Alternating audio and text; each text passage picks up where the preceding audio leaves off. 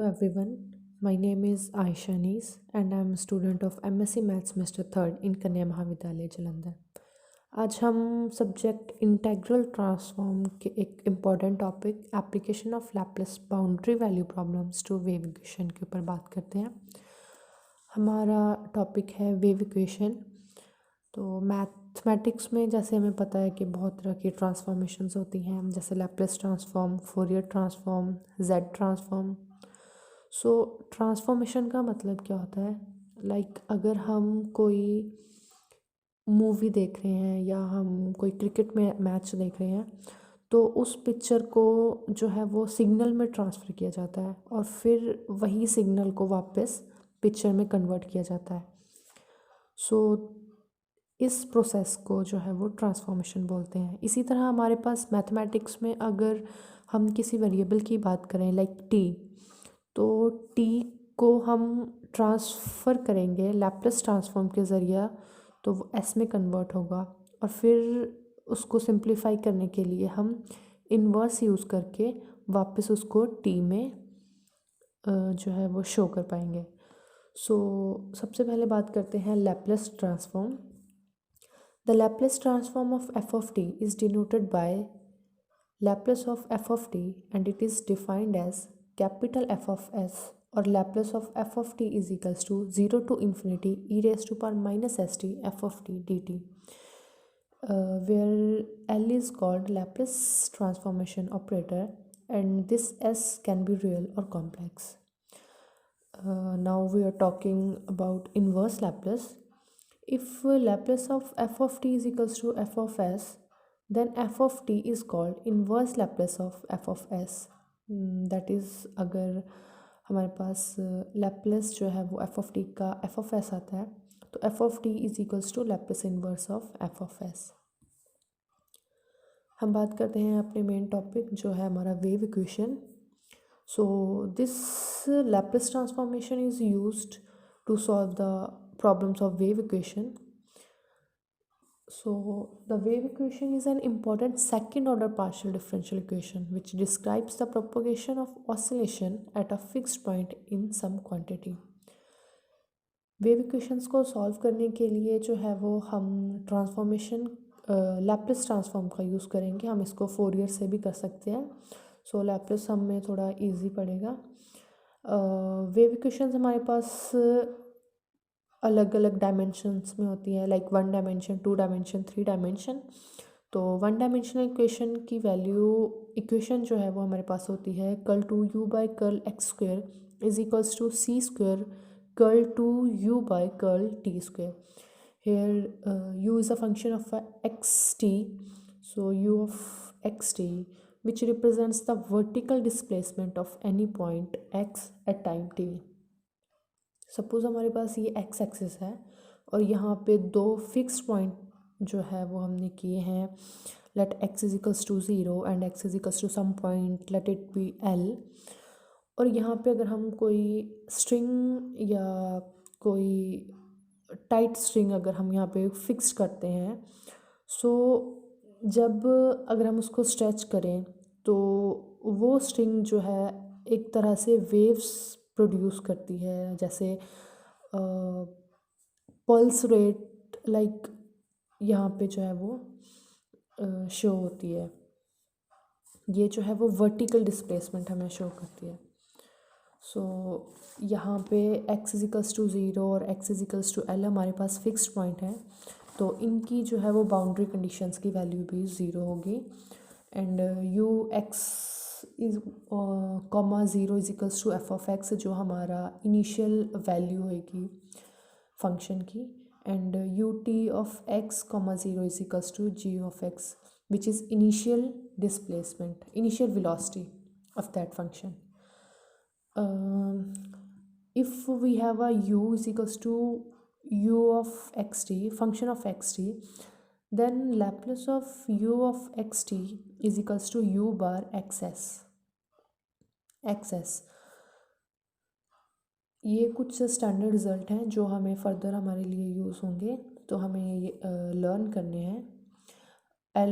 Laplace of curl u by curl x is equals to du bar by dx. And Laplace of curl two u by curl x square is equals to d two u bar by d x square. जब हमारे पास x के respect में function होगा तो उसका जो है वो फुल डेरिवेटिव आएगा। और थर्ड है Laplace of curl u by curl t is equals to s curl u bar of x s minus u x zero and Laplace of curl two u by curl t square is equals to s square u bar x s minus s of u x zero minus u t x zero.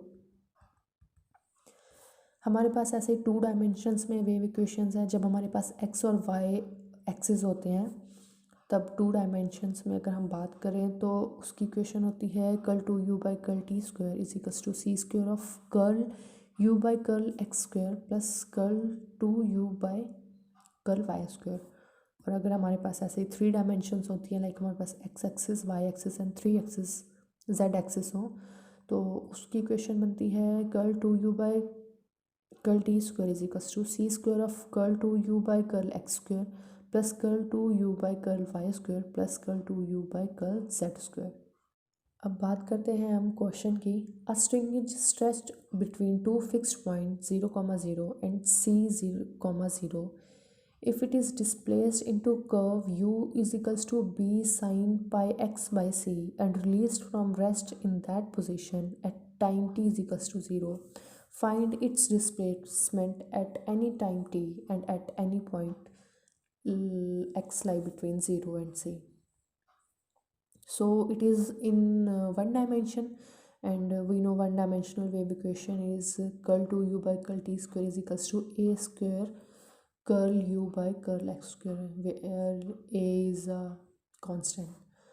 So ये हमारे पास diagram बनेगी जहाँ पे x की value और 0 से x है, और ये हमारे पास curve which is f of x u is equals to b of sin pi x by c।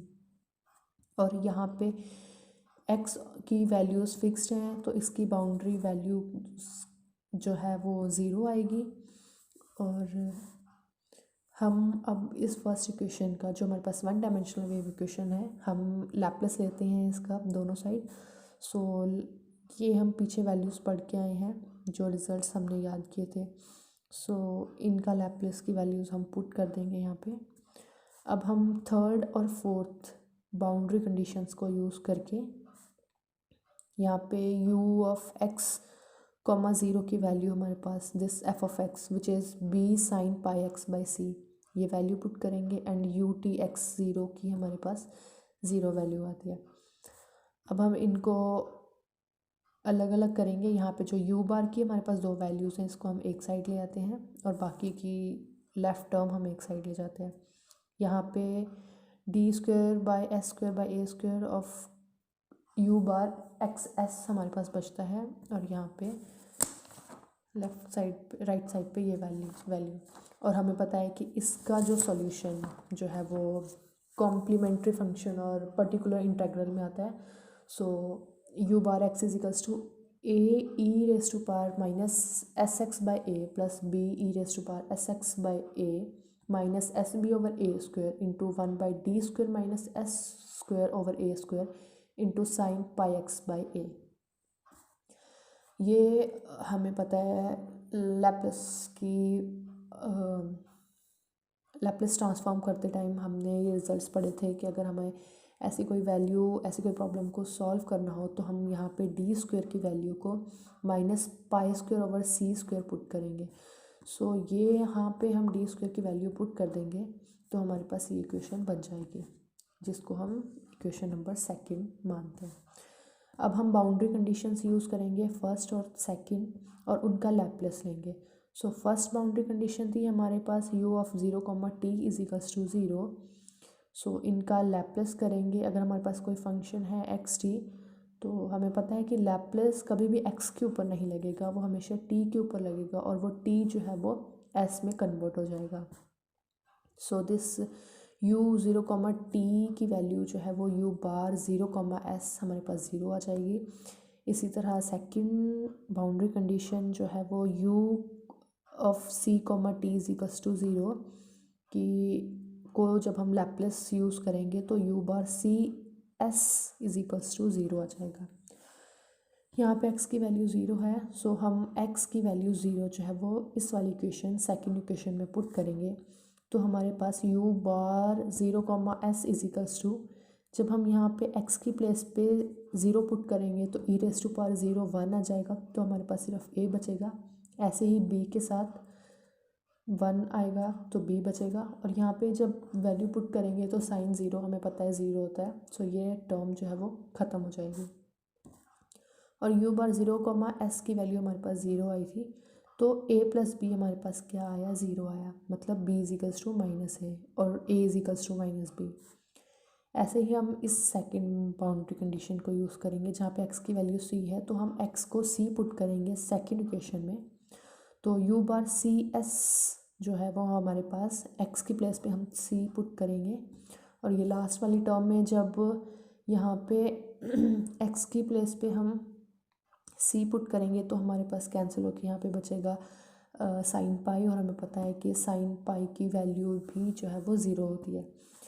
और यहाँ पे हमें पता है कि b equals to minus a है और a equals to minus b, तो हम इस a की प्लेस पे जो है वो माइनस बी पुट करेंगे, हमारे पास ये टर्म आ गई।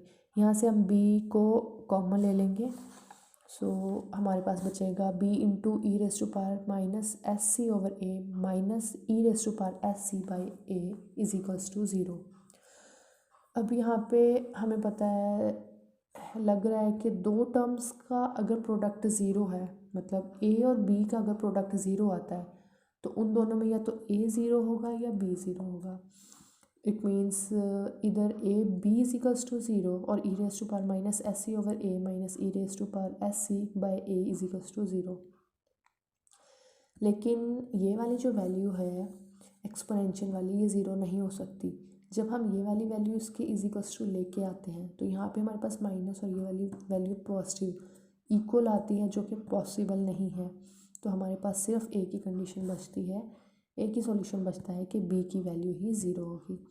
अब b की वैल्यू ज़ीरो है, हमने पीछे देखा था कि हमारे पास b जो है वो माइनस ए के इक्वल आया था, तो उससे हमारे पास a भी ज़ीरो हो गया और b भी ज़ीरो हो गया। सो जो हमने लैप्लेस यूज़ करके जो हमने इक्वेशन फाइंड आउट करी थी u बार एक्स एक्स, जो जिसको हमने सेकेंड इक्वेशन बोला था, उसमें हम a और b की वैल्यूज़ पुट करेंगे, तो हमारे पास आएगा u bar x s is equals to minus s b over a square into one by minus pi square by c square minus s square over a square into sine pi x by a. So यहाँ पे ये negative value को हम बाहर ले लेंगे, हमारे पास ये वैल्यू पॉजिटिव हो जाएगी और यहाँ पे प्लस का साइन आ जाएगा, और ए स्क्वायर को हम कॉमन लेके इस साइड रख देंगे।